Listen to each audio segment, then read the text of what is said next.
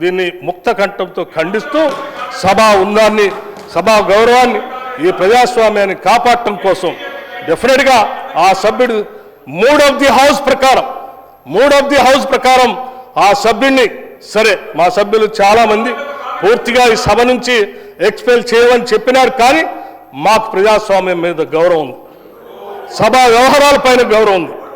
ఇదే అధ్యక్ష మాట్లాడుతున్నటువంటి ప్రతి సందర్భంలో ఈ రకమైనటువంటి రన్నింగ్ కామెంట్ చేస్తూ సభని నవ్వులు పాలు చేసేటువంటి వ్యవహారమే ఇది ప్రజాస్వామ్యానికి పతనానికి దారితీస్తుంది అధ్యక్ష. ఇది కరెక్ట్ కాదు.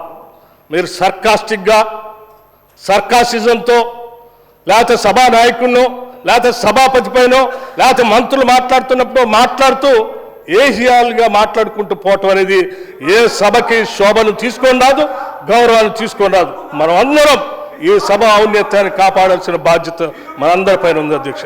అందుకే మాకు ప్రజాస్వామ్యం పైన సంపూర్ణమైనటువంటి గౌరవం, మర్యాదలు, ఈ ప్రజాస్వామ్యాన్ని కాపాడాలనేటువంటి ఆలోచన కలిగినటువంటి జాతీయ పార్టీగా, రాజకీయ పార్టీగా మేము ఆలోచన చేసి ఒక నిర్ణయం చెప్తున్నాం.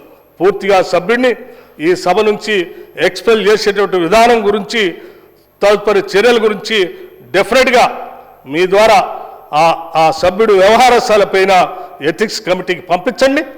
ఎథిక్స్ కమిటీ నిర్ణయం చేసి వాళ్ళు ఏం చెప్తారో ఆ తదుపరి నిర్ణయం తీసుకుందాం. అప్పటి వరకు మాత్రం ఈ సెషన్కి మాత్రం ఈ సభ్యుని సంపూర్ణంగా సభ నుంచి సస్పెండ్ చేసి ఒక గౌరవాన్ని, ఒక సందేశాన్ని, ఒక మెసేజ్ని ప్రజాస్వామ్యాన్ని కాపాడటం కోసం ఒక నిర్ణయం తీసుకోవాల్సిందిగా నేను మీకు విజ్ఞప్తి చేస్తా ఉన్నాను అధ్యక్ష.